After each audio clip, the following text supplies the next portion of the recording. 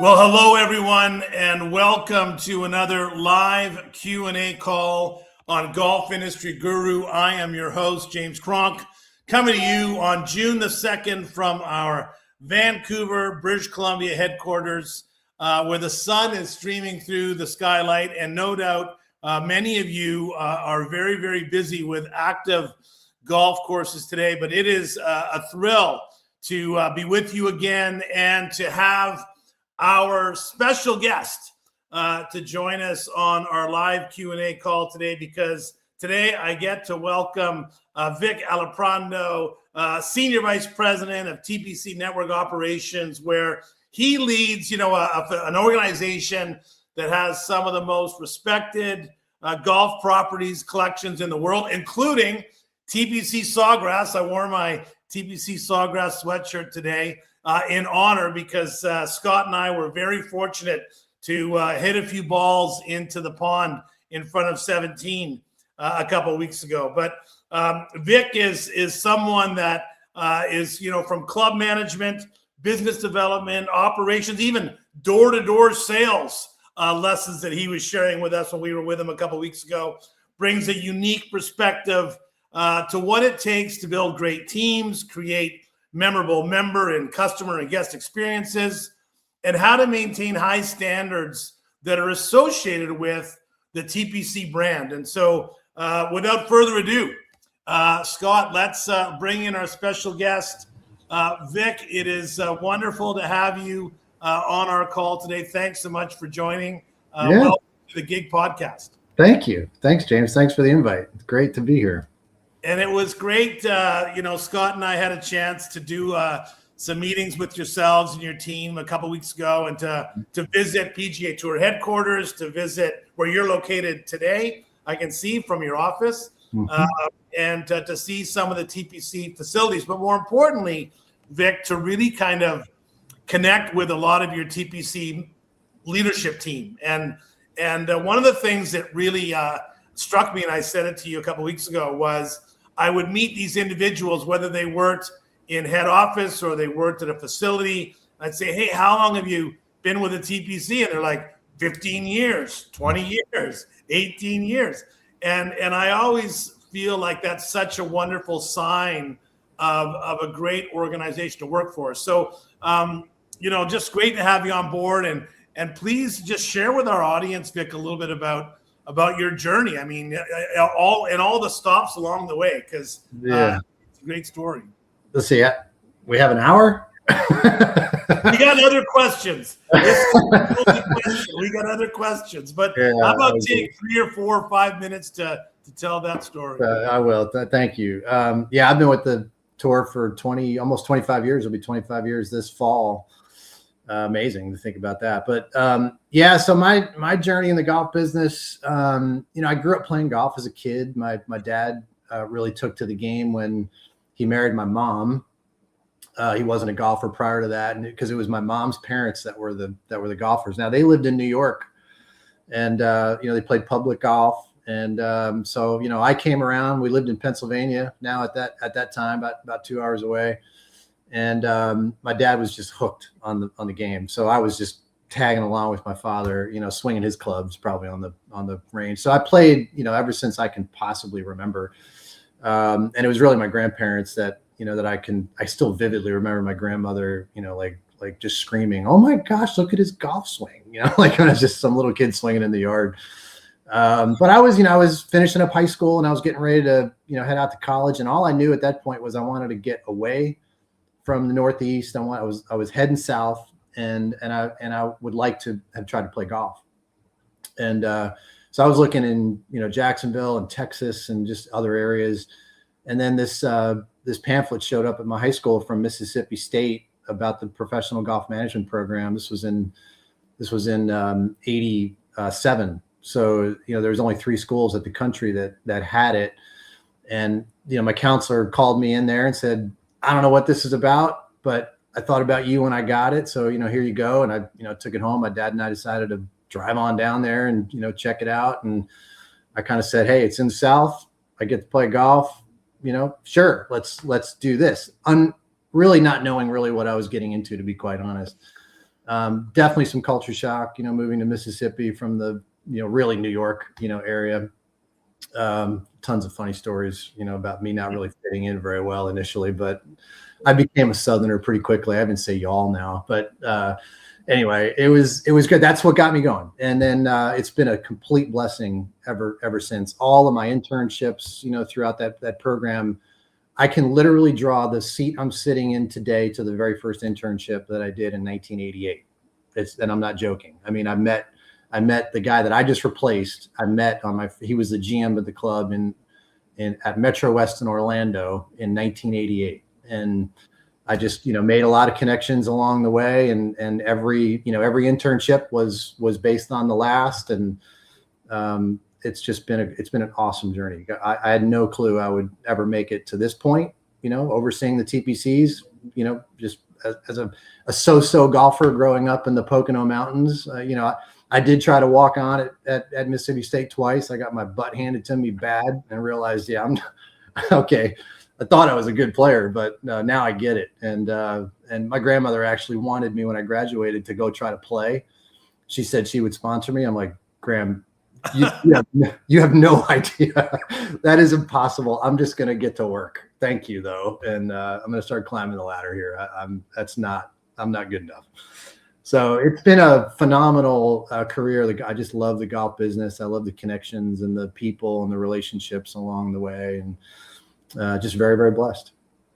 Vic, explain to our audience, because it took me a little bit of time to kind of connect the dots, but explain to the audience TPC network, TPC properties, the PGA, your responsibility, and how it all kind of the ecosystem of that organization. Yeah, so it goes. Well, first of all, the TPC network is 31 properties large now. The tour owns 11 of them. We run 4 more for other owners, so we really just control 15 of them, and the others are just license only clubs. They have the ability to use our name. They're part of our network, but we don't have any people there operating those clubs. They've got standards they need to maintain, and we maintain those relationships and visit on a random basis. But it's kind of a mix of all those clubs. I am really responsible for the 11 that we own first and foremost. The 4 more we certainly have responsibility for. We have an obligation to the owners to run those clubs. And then the other was we just maintain relationships with them. The PGA, the TPC brand really started. This goes all the way back to when TPC Sawgrass was envisioned by Dean Beeman back in the 70s.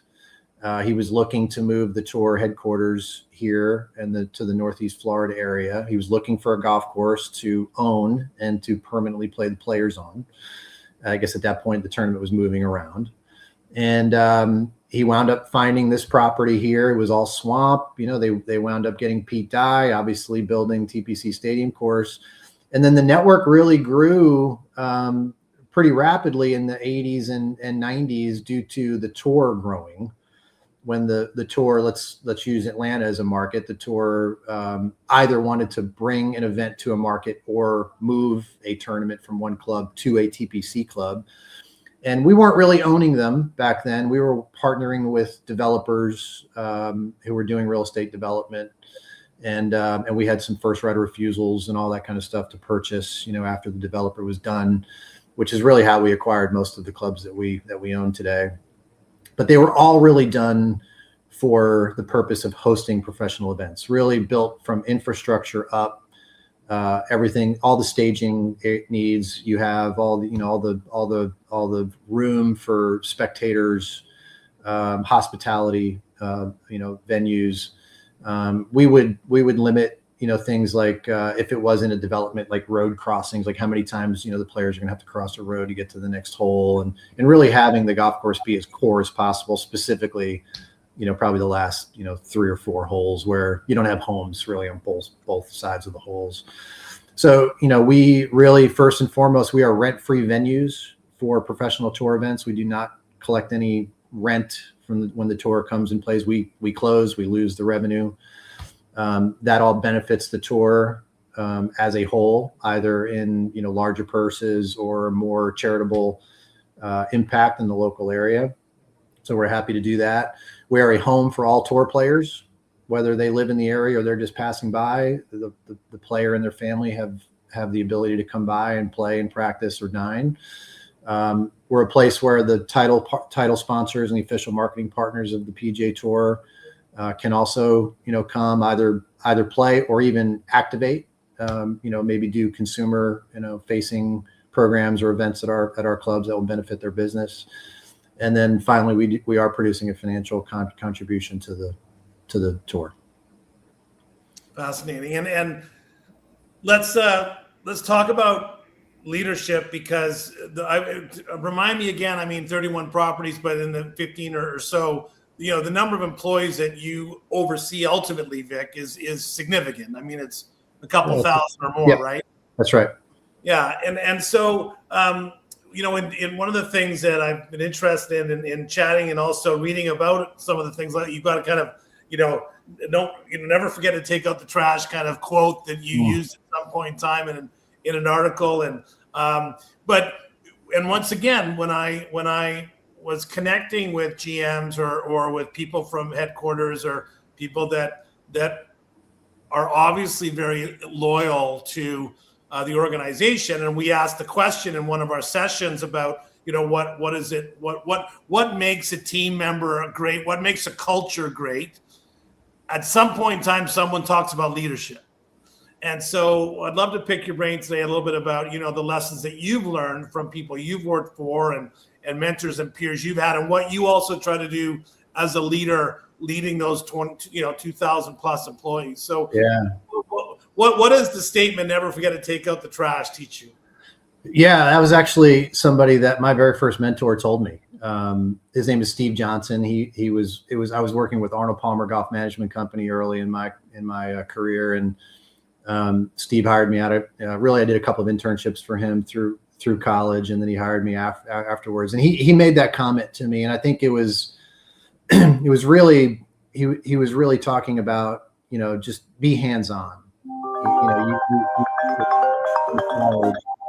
And just don't ever forget how to take out the trash, was really his comment to me, and it stuck with me forever. I think it even drives me with strength training that I do every morning. Nobody's making me do it. I'm doing it on my own. I'm pushing myself, for those particular things. So it's just don't forget about the little things, and just remember to work hard. And I certainly tell younger people that work for me today. I certainly tell my kids also, the higher the more responsibility you get, the harder work gets. It doesn't get easier. Don't expect that when you move up that things get easier. You can start just handing things off to other people to get done. Yes, you have to delegate. You can't do everything yourself anymore, right? You need help. You have to delegate that stuff, but don't forget how to take out the trash. Don't forget, you got, dig in and work hard, roll up the sleeves and get, help get that work done. It doesn't ever stop. And that's just my thoughts. I'm never afraid to, jump into a brainstorming session or help dig out a problem that we might have at one of our clubs with our team. I know it's not all on me to solve, but I want to be part of the problem. We have smart people all over our company that can solve these things. But I just, and I'm not micromanaging in any way. I'm certainly cautious that I'm not stepping on people's toes, but, I would hope that, the relationships are very, very important to me. I think when I think about leadership, there's lots of really good qualities of people. Some people are excellent relationship, skills. Some people are, great financial and business minded people. Some people are great mentors. Some people are not. There's lots of different things. I view being a really good leader is just a combination of all of that. I don't know that it's really one thing. I know of leaders who have terrible relationship skills, and other people have great relationship skills, but they're not great business people. I think just having a good combination of all of those things will make you a great leader. You could be a good leader if you just example, policy, which goes a little bit to our service culture training that we're going to talk about later. But you can just, if you've got policy, you just stick to policy. Well, you'll probably run a very good business. Your things are going to be rather buttoned up, but that turns some people off. And you've got to have a balance of being able to enforce policy and manage those with the right relationship skills. Like, I can't tell you how many former members that I've spoken to that I play golf with a handful of people from TPC Sugarloaf on an annual basis still today. And I've been gone there for 14 years now. That's special to me. Those are membership relationships that I've built that are deep, and they still invite me to come play golf with them on a regular basis. They wouldn't do that if they didn't like me. Right. But I had to have some difficult conversations with some of them, when I was there. And so the ability to say no in a nice way, I think is one small example of, how somebody should be a really great leader, how you can be a really great leader. And some of those members today, I mean, they even still say that. They said, yeah, I've had some great conversations with Vic, even when he tells me no. We still walk away shaking hands. So, it's a whole lot of things. It's a commitment to excellence. It's worrying about your member and your staff experience. It's having a vision and being able to deliver on that vision. It's being able to have good financial skills, a good business person, setting strategy and really making sure, that there's a clear focus and a clear path for how we're going to achieve all that strategy. And that's a lot of what we're dealing with, today across our company. There was a few things there that, you triggered and made me think about. And I'm sure as well for you, right? And I always like, for those of us that have been around the block a few times, you think back about people that you've worked for, that have been your boss, and whether directly your boss or maybe even a couple rings above, but I remember when I first started thinking that, everyone's going to like me, I gotta be, and that didn't work long at all, because I cannot be likable after a certain period of time. But you realize that it's not about just being liked. It's not about just getting the job done. It's not about just saying no. It's not about, being a good communicator. I mean, it is multifaceted, and I've had a couple, bosses that, I would be intimidated to walk in the office to, share a problem with them, right? Or whatever, I really don't want to tell them what's going on the golf course today or something like that, but at the end of the day, I learned so much from those individuals about leadership or about multitasking or about respect or about, doing the job, being there when you needed them to be there. So I think one of the things I just took away from your experience, you're just saying, is like, never forget to take out the trash, is that it's a multifaceted role that is constantly, you have to adapt to. And like you said, sometimes you're everyone's buddy and sometimes you're saying no, but in a respectful way, and all the other things that kind of come with that. Yeah. It's kind of like, like walking the walk, I mean, we walk as leaders, we walk around and tell people, what to do, or how to do something, and, but are you willing, if everybody is super busy and that trash needs to be taken out, are you willing to take out the trash, or are you just going to start telling somebody to do it? I view that as, I'm willing to do it. If it needs to be taken out, I'm going to take it out. If everybody else is busy working on things, I'll even, another example is, at Sugarloaf, I ran the golf operation initially there, and we had members coming in all the time, throughout the week, saying that they left something, at the club, or they lost something, and a couple times it was in the food and beverage area. Like there was family night on Wednesday and it was Thursday, and the member's like, "Hey Vic, my daughter left her doll last night at family night. Can somebody check on that for me?" And initially we'd call food and beverage, and say, "Hey, Mr. Smith, whatever," and they'd go look and we'd hand it off. And I came to a realization. I'm like, and I told all the golf staff, I'm like, okay, we're not handing this off anymore. Mr. Smith asked us to locate the doll. And so you can call food and beverage and you can ask them to look in the lost and found, or you can go, whatever, but you need to get the answer from food and beverage, and you need to call Mr. Smith back to let him know whether we found that doll or not. I mean, he gave that problem to us. We are going to solve that problem. We're not going to hand that off anymore. So, similar, we're going to take out the trash. We're not just going to hand this off. Exactly. So with the TPC, and, I mean, my goodness, when people, I was saying, this, Scott and I were chatting with this on the way home from our great opportunity to experience Sawgrass and to see, the beautiful facility and the caddy experience and the golf course and all that stuff. But, if you talk about like having expectations for people, like when someone comes to a TPC facility, where the pros play, Sure. where the pros played, like how what does that mean for you? Like what are you trying to create, or as that TPC experience beyond just the championship golf? And now because as a leader, we're obviously trying to create experiences through our people, right? Where we lead people to create experiences, whatever that looks like, whether it's conditioning or a burger or a greeting. So what does it mean to you, that TPC experience as a brand, I guess, as a culture that would be different than XYZ golf club down the street? Yeah.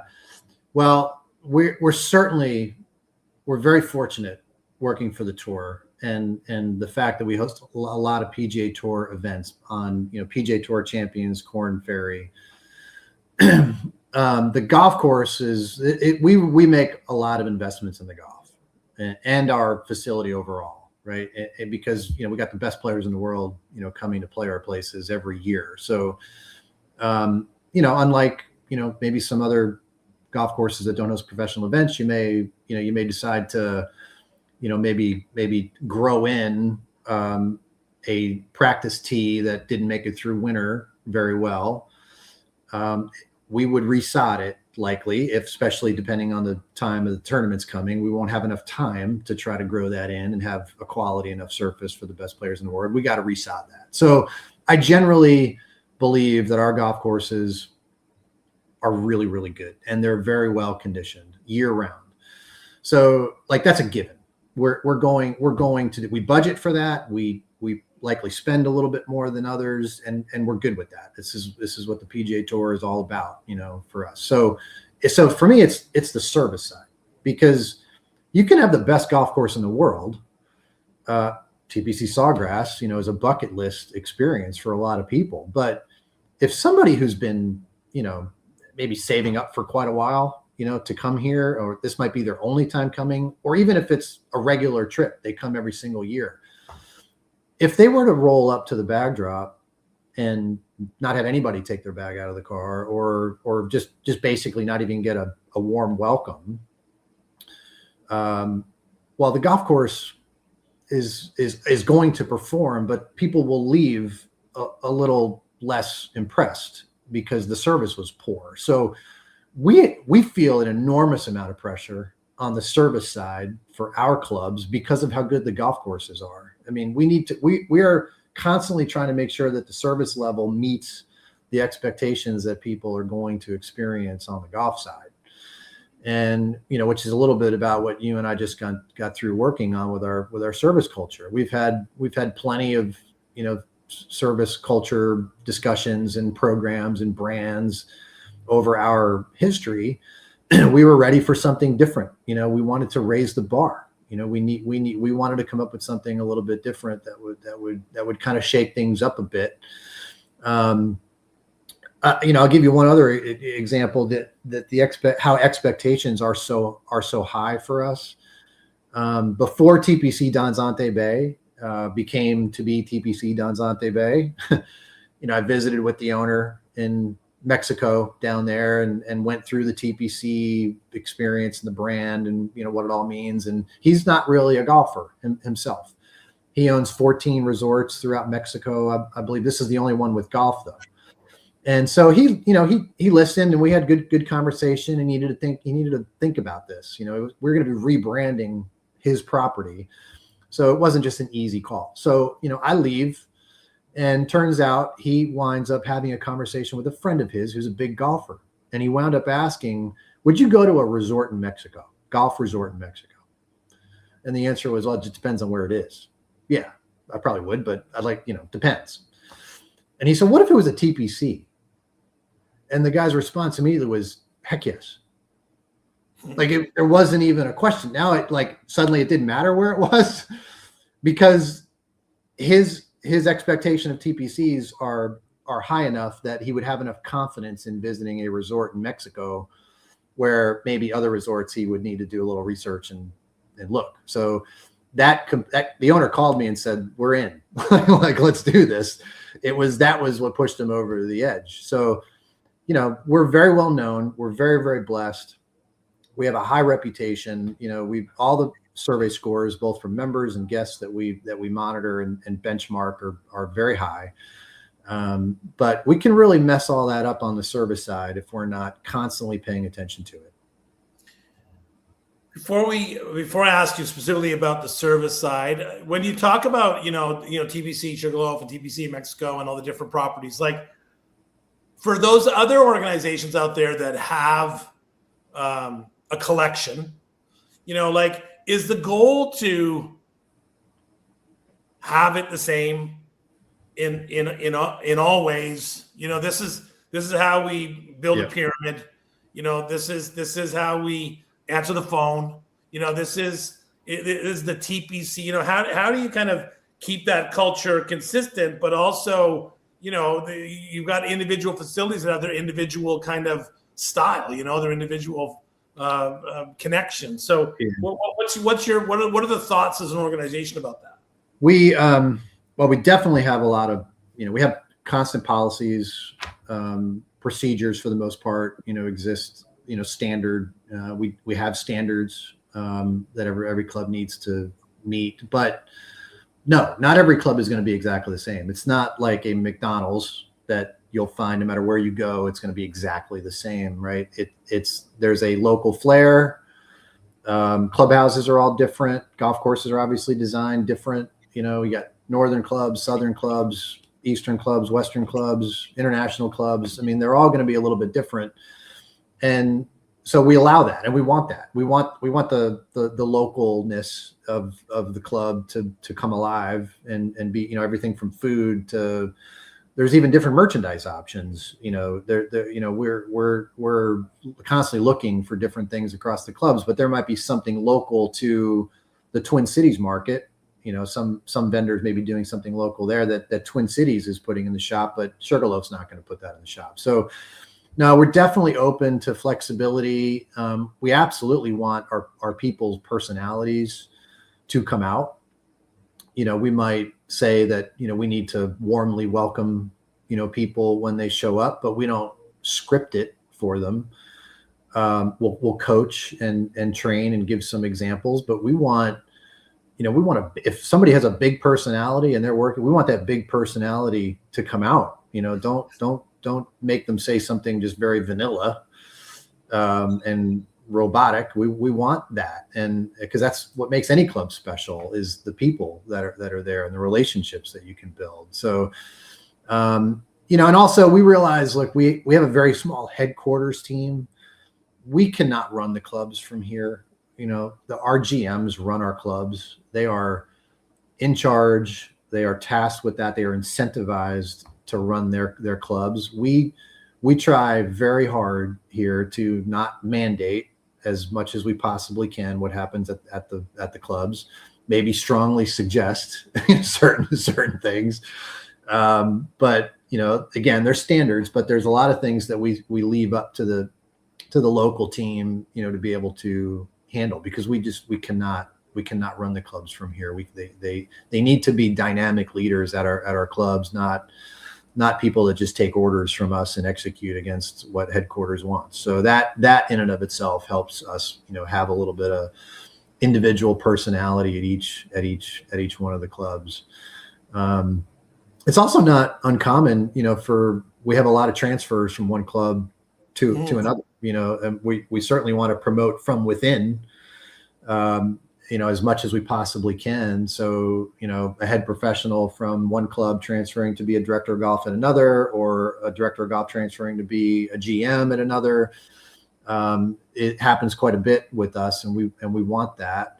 So it's interesting, when that happens, to see the differences, from one club to another. All the nuts and bolts are the same, the blocking and tackling and all the basic, things that we do on a regular basis, but being able to, entertain, or the member guests are slightly different, run, they're not all, cookie cutter type things. So, how do we keep that consistent? I mean, it's tough, to be honest. I think between our regional teams that we have that make visits to clubs, as well as myself and all of our national support groups that are visiting clubs, those are some of the things that we check on. I make it, if I make things a priority, I believe our GMs are going to make it a priority. And then I believe the staff will believe it's a priority. So it has to come, in my opinion, it has to start with me. Our service culture is certainly a priority for me right now. Safety culture has been a huge priority for me over the recent years, and we've made great strides in reducing workers' comp claims and other sort of things that are becoming more routine now for us and normal. And all the safety committees and the investigations of accidents that happen. We have a safety team. We have a risk team here at the tour that we get to lean into. They do a lot of great things, for us: videos, newsletters, partnering with our insurance companies to make visits to our clubs, to audit and, get things fixed, before an accident actually happens. But I decided years ago that on every national call, I was going to make a point to have a safety topic, no matter what it is. If it's a reminder, everybody keep their feet in the cart. That you can have a very bad accident. We have had some very bad accidents from staff members at several of our clubs over the years, not making that a priority. We now, have a footprint on the cart for the driver on the floorboards, says, keep your foot here. I mean, that's something that we did to kind of remind people that it's important to keep your feet inside the cart. I grew up with my left foot swinging outside of the cart as I, was an outside staff kid. It's a hard habit to break. Yeah. So, I needed to make that a priority from my chair, and I just knew that would trickle down to the club. So that's I think for me, from my chair, that's the best way that I can try to maintain some consistency. So you've decided you talked earlier on about the bucket list experience and about the expectations of the guests, coming to a TPC facility. And so you decided to revisit your culture strategy, your service culture strategy, your team member.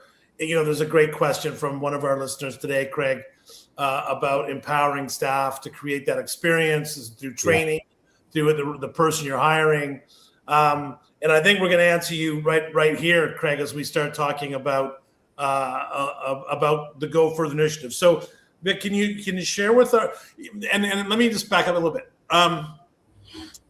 If there's one thing I've learned in 30 plus years in this industry is that a culture of service doesn't just happen magically by hiring smiley people. It's not like you just hire smiley people that are happy and then all of a sudden, all your cares go away and everyone's, your net promoter score is, blown out of the park. It takes effort. It takes work. You kind of have to keep coming back to it sometimes. What is it that kind of motivated you to revisit your initiative to embrace service and to continue to increase that experience delivered by your teams? Yeah. I think I said earlier that we've had a service culture and even brand at our properties for as long as I've been with the company. I'm sure much longer than that. But initially the brand was Above and Beyond. That's what it was called. And we had signage all over the employee areas, throughout the club, and comments or motivational things, around. And then of course we trained. We had a Above and Beyond training. Every employee had to go through it on an annual basis, new employees before they came on board, to explain what this is. We made a switch to that in probably the 2013, 14 range. And we came up with the word spirit. Our vision at the time was the spirit of the PJ Tour and everything we do. That was our vision statement. So we pulled the word spirit out of there, and we had every letter of the word spirit mean something: sincere, in the moment, professional, so on. And we rolled that out, and over time we were getting feedback from our leadership teams that it wasn't resonating very well. If you think about an employee, take an entry level or a frontline employee, outside staff, server, who's gone through this training, they're doing their job, right? They've also been trained on, how we serve in our restaurants, but they've got this above and beyond, this service, culture in the top of their mind. Above and beyond is maybe easy for an employee to just, work under that sort of a thinking, but spirit, it probably takes, like, what's the second eye again? Yeah. It just wasn't impacting. We didn't feel it was really impacting employees on how they go about doing their job. The focus became probably a little bit more away from the service brand, the spirit culture, and just to doing my job, which side I served from, and all this kind of stuff, right? So we were due. We were ready. The leadership team had told us enough times that we really needed something, new and different. So I pulled a group together from the field. We had GMs, we had head professionals, we had food and beverage people, we had sales people, we had some HQ staff also. We had a large group of people, and we went through a lengthy process of trying to determine what is our new brand going to be. So we came up with that, and we'll probably talk about that in a minute, but we then got a little stuck with having the resources and the manpower here at headquarters to put a program together to deliver to the club so they can go through their training. So we actually sat rather idle for at least a year trying to figure out who can do this. Is it HR? Is it marketing? Like who can do this in and amongst everything else that they have going on?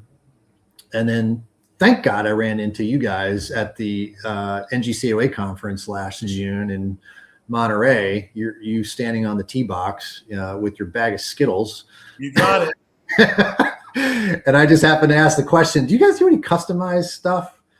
And it was, yeah. So we chatted, and you guys helped us get this thing over the finish line. I mean, you guys have really been a massive help for us. So we now have this program that we now call Go Further. The three pillars of the program are Be My Guest, Get to Yes, and Make Memories. My hope, and we are about to roll this out this summer at every one of our clubs. We have Train the Trainer happening within weeks, and so the clubs will begin talking about this at the clubs. And so my hope now, if you're an employee, if you will just remember Be My Guest, Get to Yes, and Make Memories, that is a sort of a natural, logical thing that we want you to kind of remember as you're servicing people. Be my guest. Well, what is that? That's pretty easy, and I use this analogy a lot. If I have you over to my house and I got a lot of people over and you ring the doorbell, do I just yell at the door and tell you to come on in and then just point to the backyard? Everybody's back there. I'm busy cooking. You just help yourself. Or do I meet you at the door, greet you with a really warm and sincere welcome? I'm glad you're at my home now. Come on in. Would you like a beer? Can I get you something? And then let me take you outside and introduce you to the rest of the people and get you connected. I've got some cooking to wrap up. And thank you for coming. Like, thank you for coming you don't thank him at the end. You thank him in the very beginning. Thank you for coming. Excellent. The Get to Yes was, it was pretty important to me. I think the team that we had pulled together were, because they certainly challenged me on this one, but I appreciate companies that have a culture of yes.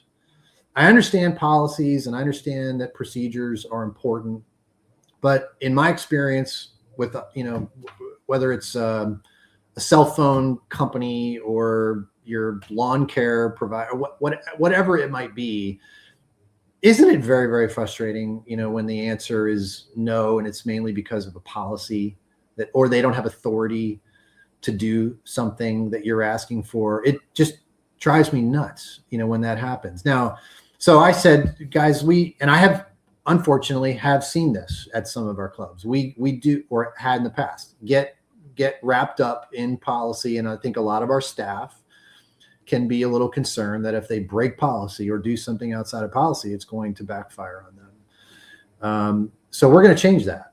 And because we realize if somebody comes in and asks for a tomahawk steak and we don't have tomahawk steaks, the answer can't be yes to a tomahawk steak. This is where the team was sort of challenging me on, well, let me throw something at you, Vic. What would happen in this scenario? What's the yes?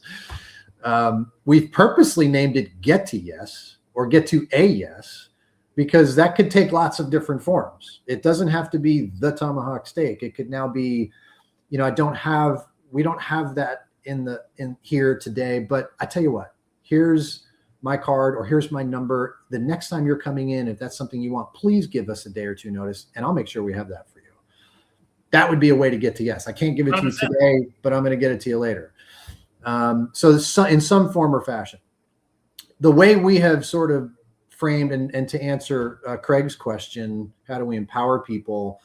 We have really, with your help, figured out that this is the area right here that this is where we can empower our people. And we are making the commitment to allow our staff to have a dollar amount available to them on their own to make their own decisions, to solve a problem, if that be the case, to surprise and delight somebody if they wish to do that. But they no longer have to go look for a manager if they want to, comp the meal because something was wrong, or, get an Uber for somebody, or, or take care of the fees, that day because we didn't book the tea time, correctly. That employee can do that on their own right then and there. And we will never criticize an employee for doing that. We will support them in what they're doing. So that is the way we're going to be empowering our people. And we are also going to keep a good close eye on this, not because we want to catch people using the $500 incorrectly, but we want to make sure people are actually understanding that they can use this. We'll set up the mechanisms that we can track, what's being taken care of, who is doing it, what department, how much, maybe compare one department to another club to another. And, if we see maybe excessive spend by a certain person, we'll want to have a conversation, just understand what's going on. Maybe there's a more systemic problem that leadership and management needs to actually fix. We're just putting a Band-Aid on something over and over and over again. Staff, we need to let the staff know, listen, we're going to fix that. So you don't have to do this anymore. But there also might be the opposite side of the spectrum, people at our clubs that just don't want to do that because they think they're going to get in trouble, or they're going to somebody will come and speak to them negatively about what they did. So this training program is going to be rather intense on making sure that people feel really comfortable and understanding how to go about using that. And there is, a bit of a decision-making process that we'll train people on how they'll be able to make that decision correctly. But if there's some people that are never using it, we want to go have a conversation with them too, to say, hey, have you never had any problem? It's great if you've never had any problems that you've had to solve, but let's just talk about them. Do you fully understand it? It also goes to the third bullet, make memories. And that's our, we've had a surprise and delight initiative for a long time. Feel free to, surprise and delight a member or a guest at any moment that you like. If, a regular member, if that regular member always has a bacon, egg, and cheese breakfast sandwich when they come in to play golf. Have it for them, him or her, before they, when they walk in. You know that they're on the tee sheet, just have it ready. Surprise them once with it, or have something, special delivered on the golf course. This goes to your Skittles, story. Didn't have the Skittles at the time, and she went on her break, got them, and then surprised them with it on the next visit around the course. Exactly the same thing.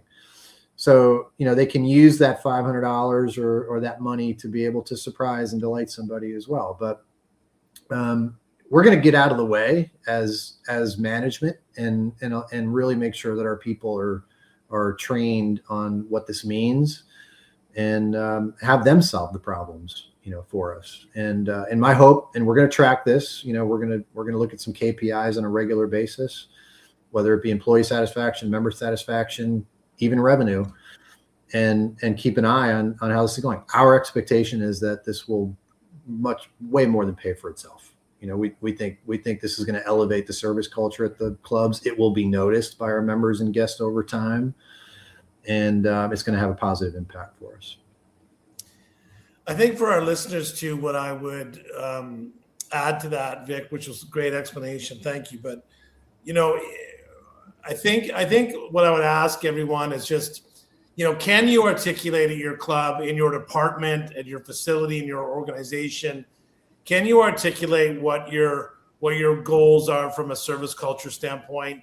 How do you explain that to your team? Like, what are you trying to do? What are you trying to deliver? And then what are the tools that you have in place to kind of make it happen?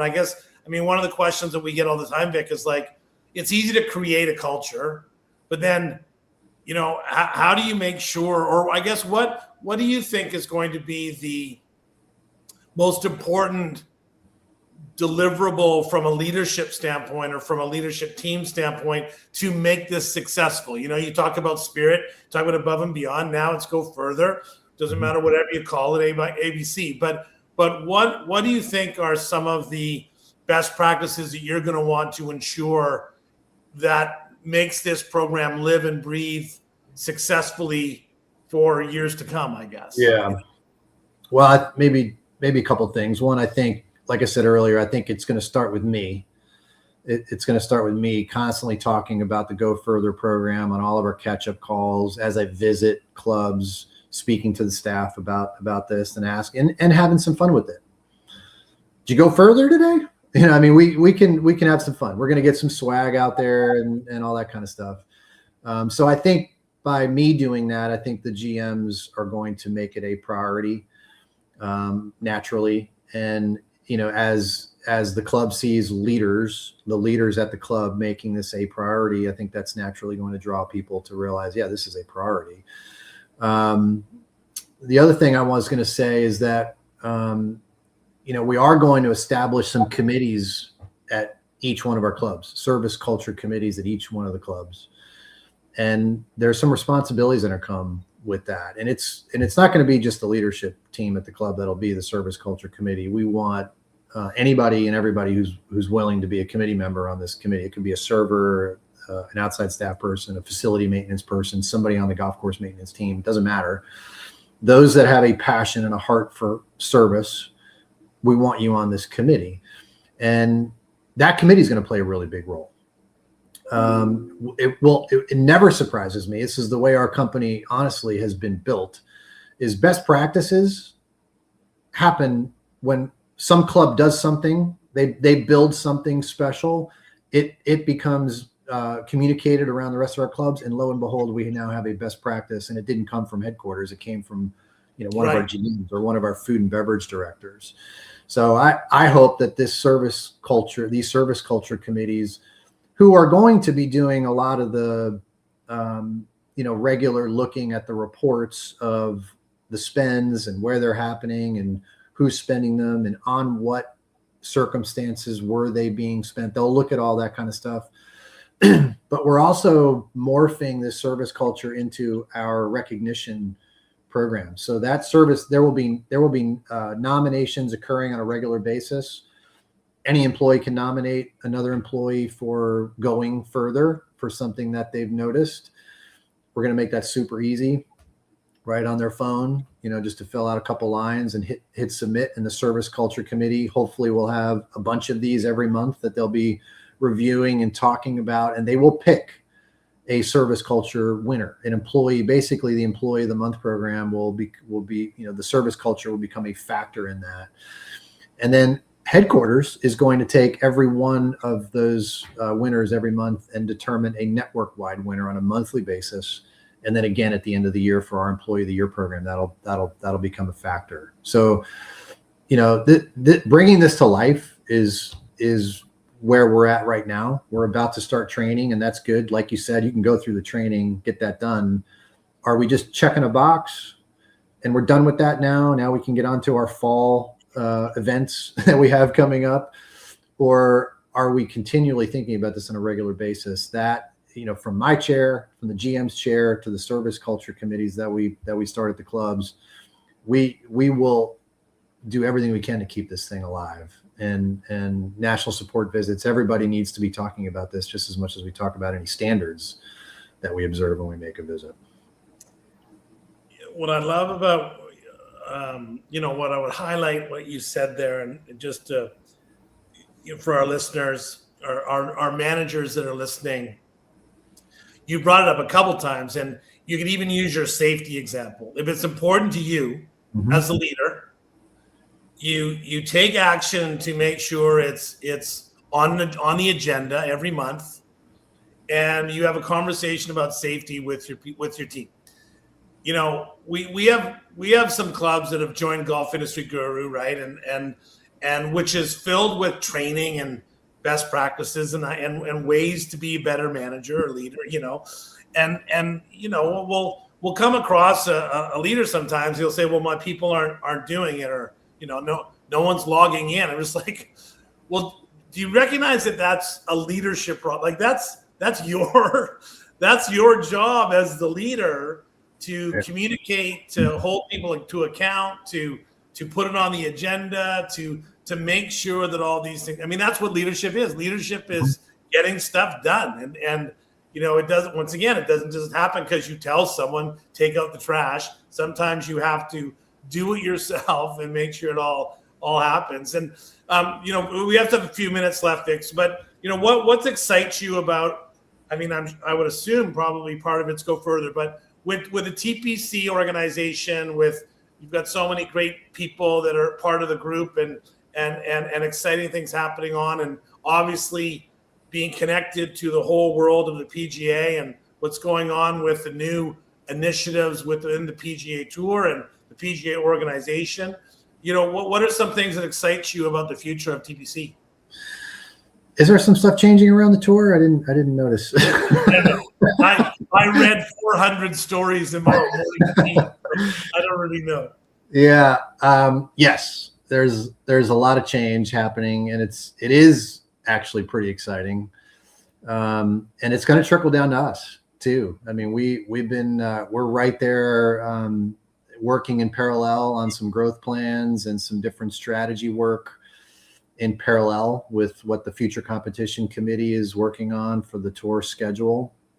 I mean, our new leadership, when we talk about how the network started, with Dean Beeman wanting to own a golf course, permanently host the players.